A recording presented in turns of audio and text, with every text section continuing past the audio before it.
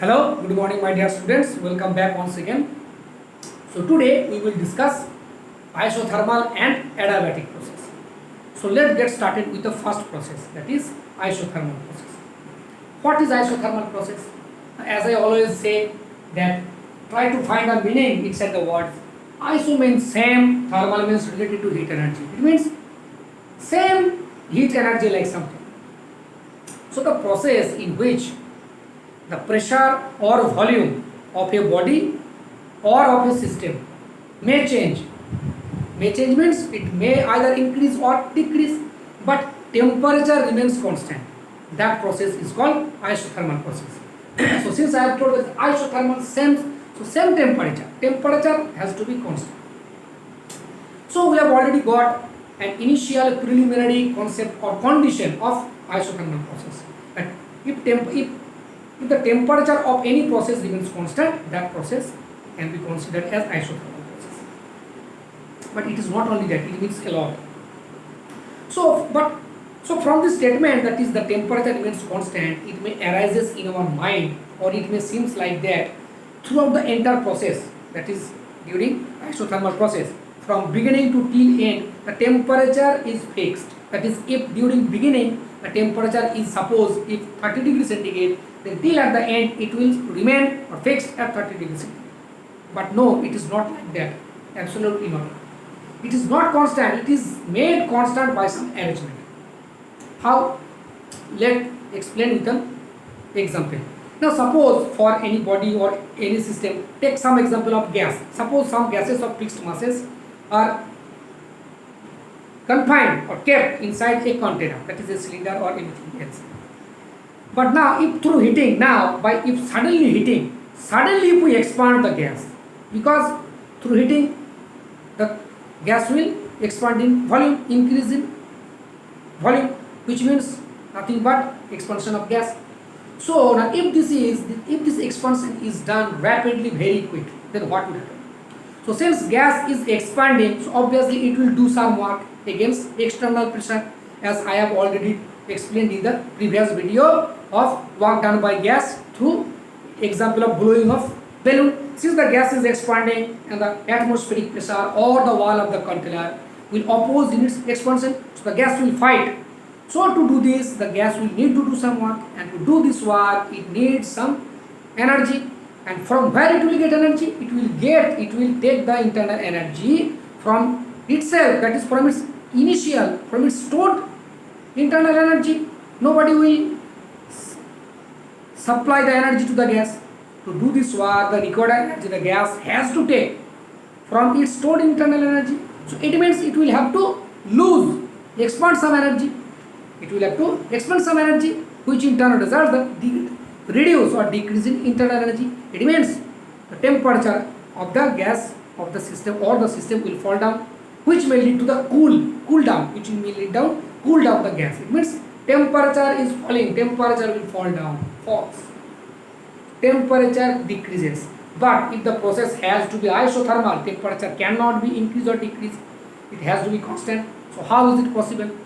Now suppose initially its temperature was at 30 degrees centigrade. Now during expansion or through work done by the gas, its temperature has fallen down to 25 degrees centigrade. And if it wants to retrieve or restore its original temperature, that is, if it want to reach at 30 degrees centigrade, what will have to do? It cannot supply any energy. If we supply heat energy, then its temperature will further fall down. So it is only possible if it can absorb heat energy from the surroundings. Only in that case, by absorbing sufficient heat energy, it can compensate the reduction in the reduction of its temperature. Only in that case, its temperature can raised by 5 degrees centigrade. And it is only possible, if the body is surrounded by a good conductor, or the container or the vessel in which the gas or the system is kept, if it is a good conductor or of higher or good specific heat capacity, higher specific heat capacity.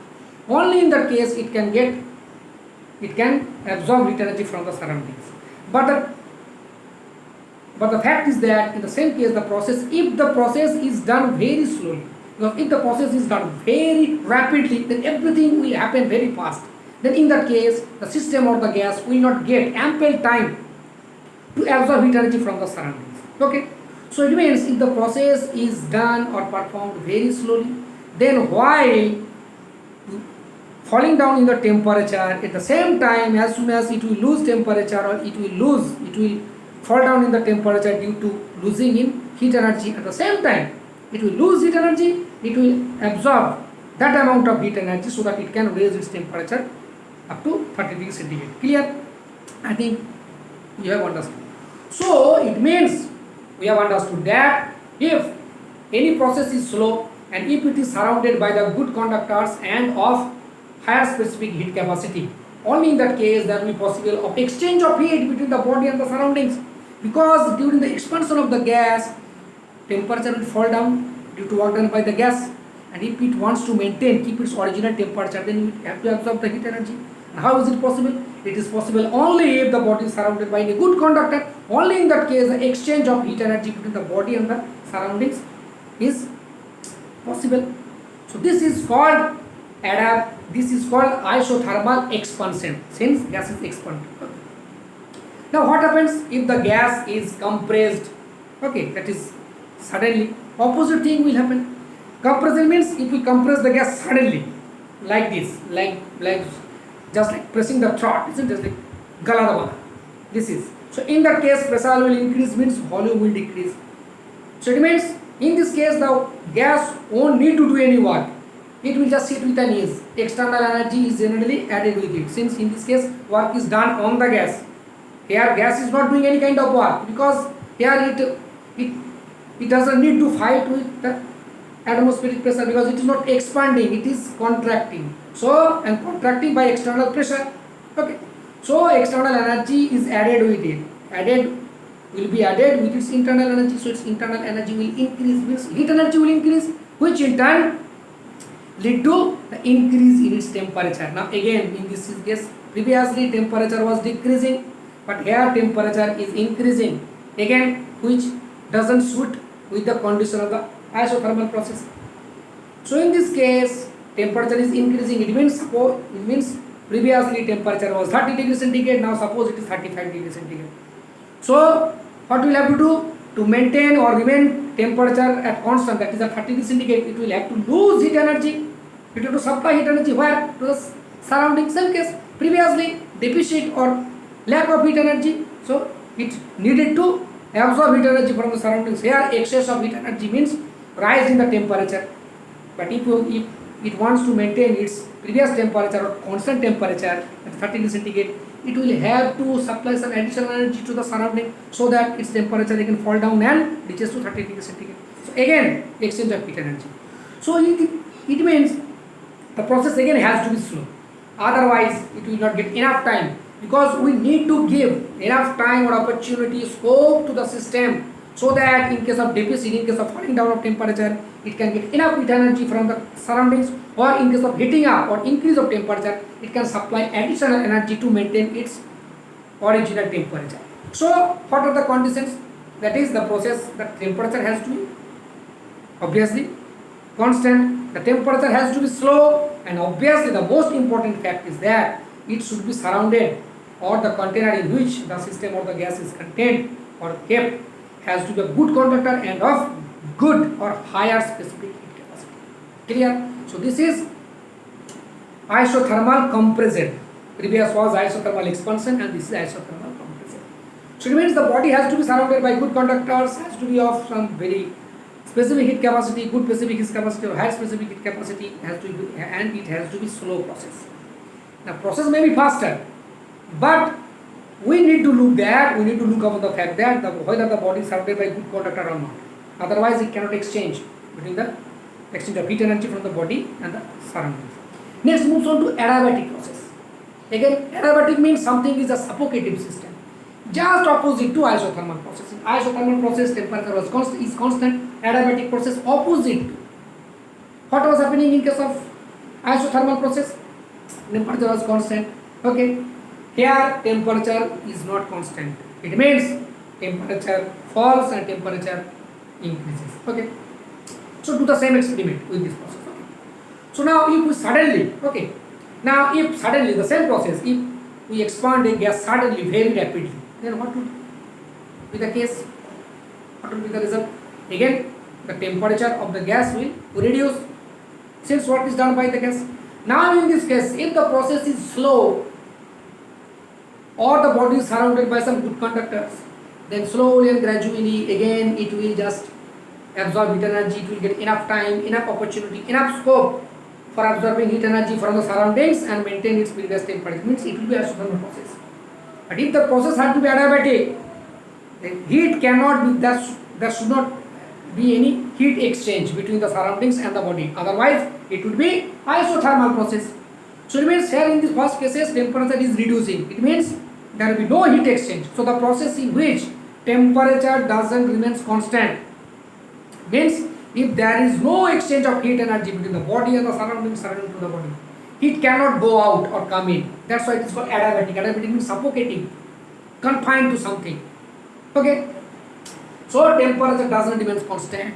Clear? This process is called adiabatic.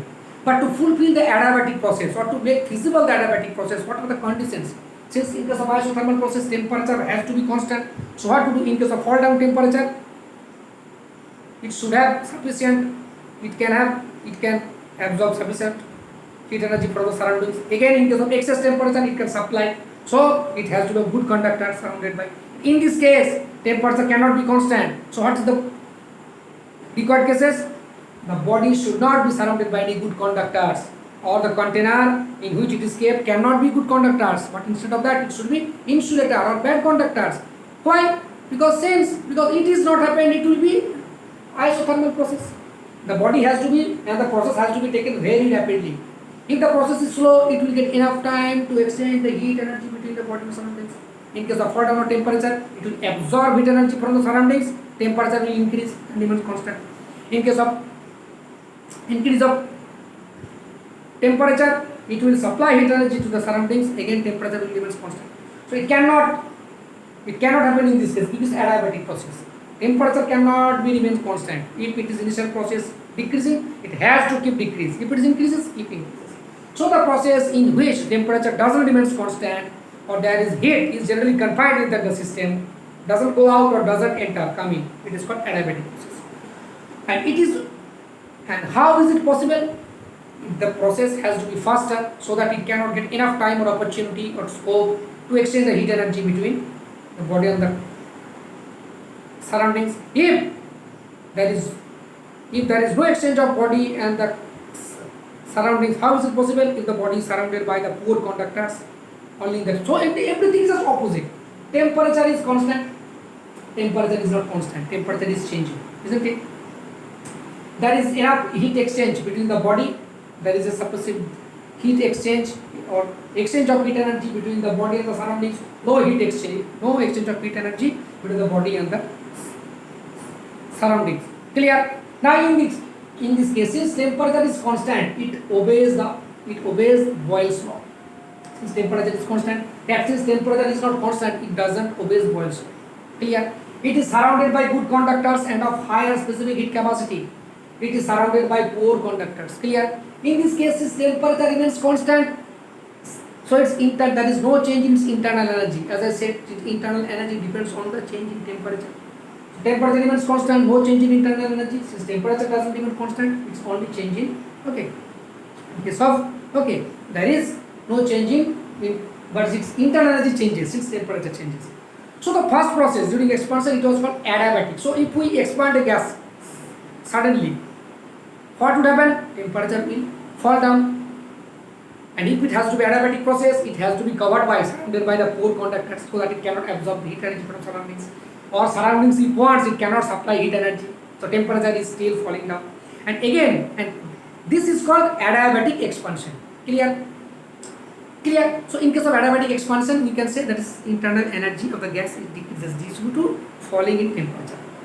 Then takes the example of the compression. Then again, if we compress the gas suddenly, very rapidly, what would happen? Then again, by the same process, that is in case of isothermal compression, whether it is isothermal expansion or adiabatic expansion, during expansion of a gas, internal energy decreases since work is done by the gas. And in case of compression of gas, internal energy is increases since work is done on the gas.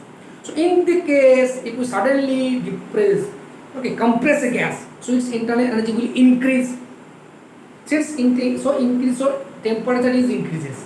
So if the process, so in case of adiabatic process, temperature cannot be constant. So if it increases, so it has to remain in the increased form. So it cannot supply the additional heat energy to the surroundings. So it means it has to be surrounded by the pore conductors. So in case of adiabatic process, okay, we have got that the process has to be slow. The process has to be rapid, opposite to isothermal process, isn't it? This is called adiabatic compression. Clear? So in case of adiabatic compression, a gas becomes hot, isn't it? Since it doesn't get any opportunity or time to supply the heat energy. During isothermal expansion, work is done by the gas. During adiabatic expansion, same work is done by the gas. But in the first case, in case of isothermal expansion, it absorbs heat energy and temperature is kept constant. But in case of adiabatic expansion, it doesn't get time or scope to absorb heat energy. So in case of adiabatic expansion, the temperature or the internal energy of the gas decreases, so it becomes cool down. Whereas in case of isothermal compression and in case of adiabatic compression, in the both cases work is done on the gas. So in both cases temperature or the internal energy increases. But in case of isothermal expansion, since temperature has to remain constant, so it supplies additional energy to the heat energy and maintains its original temperature. But in case of adiabatic compression, what happens? It doesn't get enough opportunity or the scope because it is surrounded by the pore conductors or of very less materials of very less specific heat capacity. Okay, so temperature doesn't let out and temperature is increases. So in this case, internal energy increases. Clear? So what happens in isothermal and adiabatic? Opposite, exactly opposite. Temperature remains constant, not constant. Internal and okay. That is heat exchange between the body and the surroundings. There is no heat exchange between the body and the surroundings. Surrounded by the good conductors and of higher specific heat capacity, by poor conductors and less specific heat capacity. Follows Ohm's law, Boyle's law. Doesn't obey Boyle's law. Since temperature constant, no change in internal energy, change in internal energy. Clear? So now comes to isothermal current. What is isothermal current? We have already learned about the work done by the gas. Now the current between P and V in any isothermal process is called isothermal current. That is PV current. Now since this temperature remains constant, which is applicable in case of ideal gases, so it follows Ohm's law. That is PV equals to constant. Means with the rise of the volume, pressure decreases, or with the decrease in volume, pressure increases. It means pressure and volume are inversely proportional to each other. So differentiating, you have got, that is, you can clearly say PdV plus VdP is equal to 0. Now one thing I would like to say that the perfect isothermal and adiabatic process is not possible. Why? Because it is not possible to achieve such a body of 100% good conductor or 100% poor conductor. So it is not possible to obtain an ideal isothermal or ideal adiabatic process. Okay. So PdV plus VdP is 0. So VdP is equal to minus PdV. So dP by dV iso means isothermal minus P by V. Clear? What is P by V? What is the significance of the negative sign? It implies that it is the volume and pressure are inversely proportional to each other. You can see the graph. This is hyperbola for 3 different temperatures PV curve. You can clearly see that is T3 is the highest temperature and T1 is the lowest temperature, isn't it? PV diagram indicates that it is inversely proportional to each other. Now moves on to adiabatic. Okay, adiabatic curve. What is adiabatic curve? The PV diagram or the change of U with V or V with P in case of any adiabatic process is called adiabatic curve. Clear? Now since here temperature is not constant, during expansion temperature reduces and during compression temperature increases, so that's an extra term. This is called gamma, which is the ratio between the two quantities. What are Cp and Cv? These are the specific heat capacity of gas at constant pressure and constant volume, which we will discuss in this chapter in the next video. Okay. So differentiating again, v to the power gamma into dP plus P keeping constant n into x to the power n minus 1 dV is equal to 0.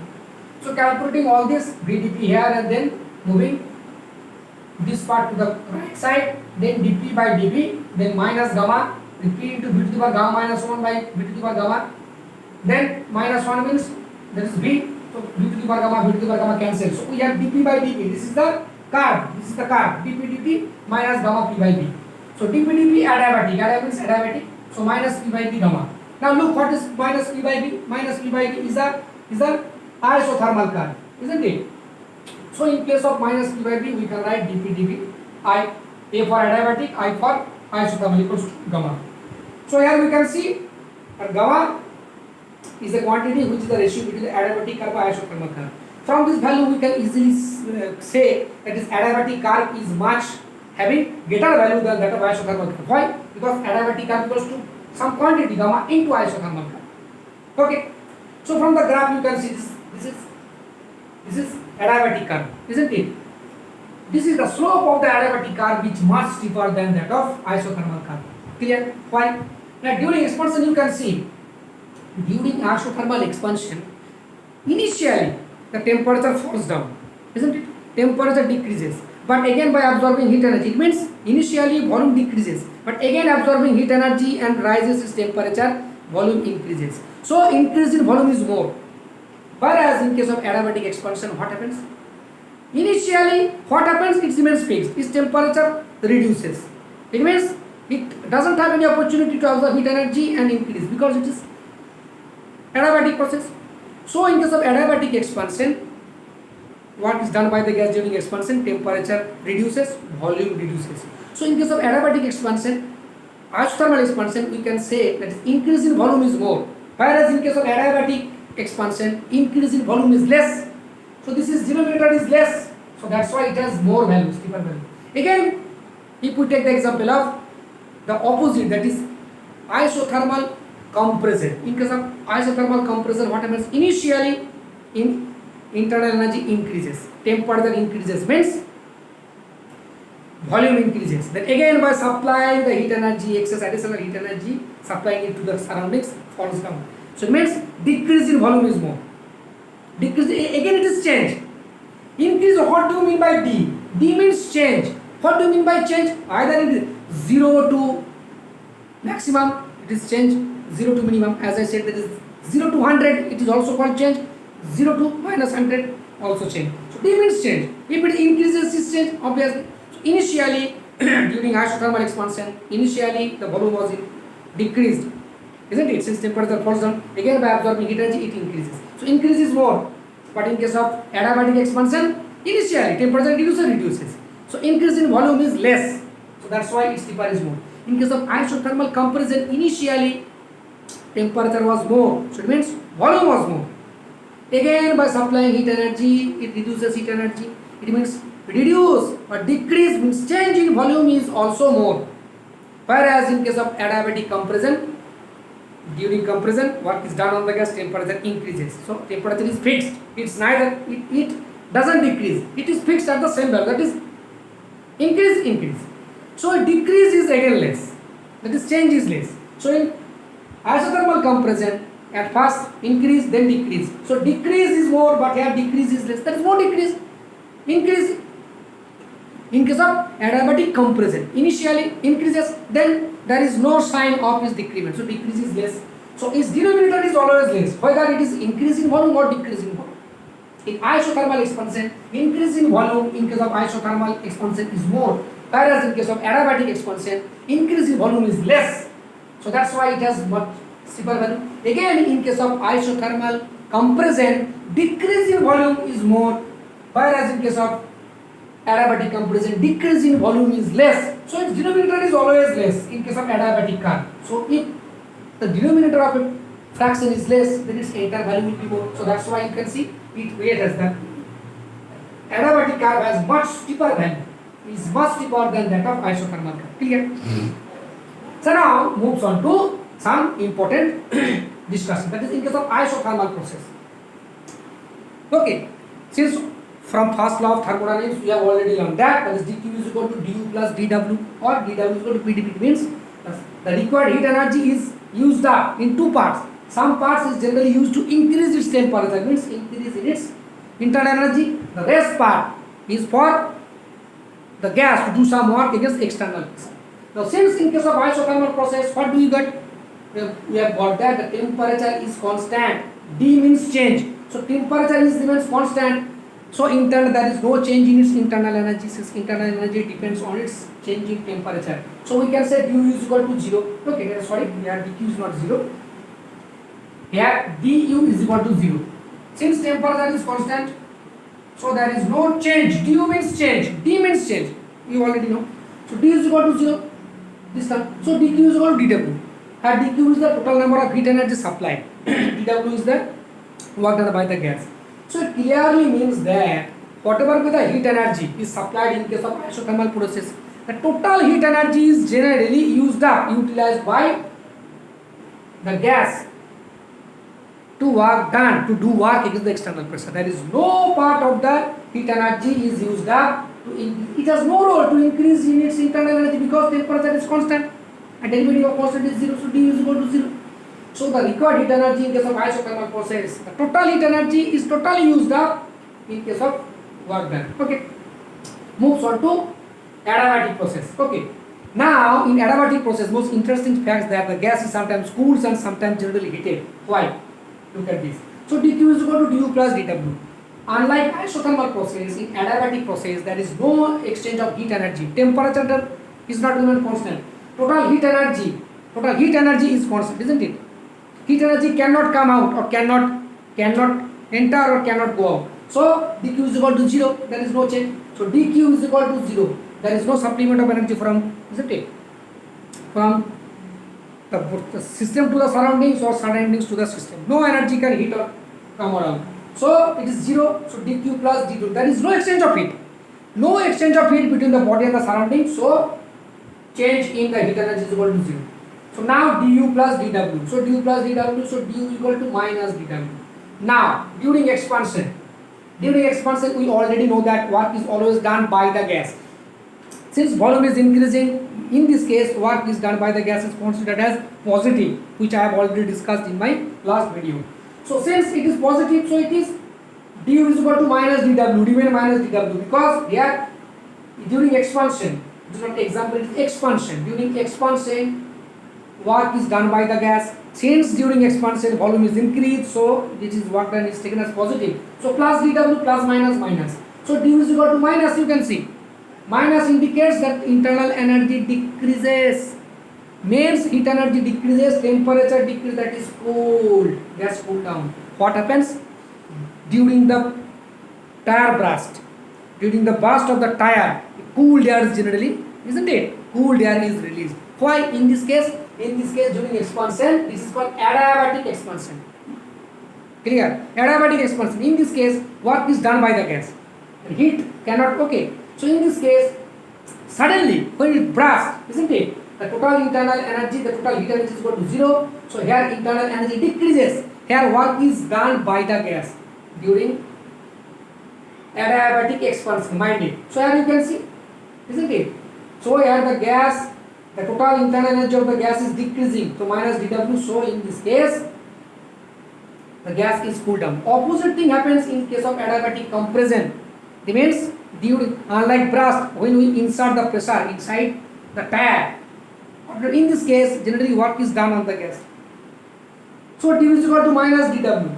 So since in case of compression or work done on the gas, it is called negative, isn't it? Already minus dw. Again, since in this case work is done on the gas, okay. It means in case of compression volume is decreasing, so it is considered as negative work done. So minus dw. So minus minus plus dw. So it means internal energy is generally increases, which is exactly happen in case of inserting air or stirring any liquid. It generally heated up due to internal energy increases. Okay. So this is the basic. Okay. So this is all about isothermal and adiabatic process. Clear?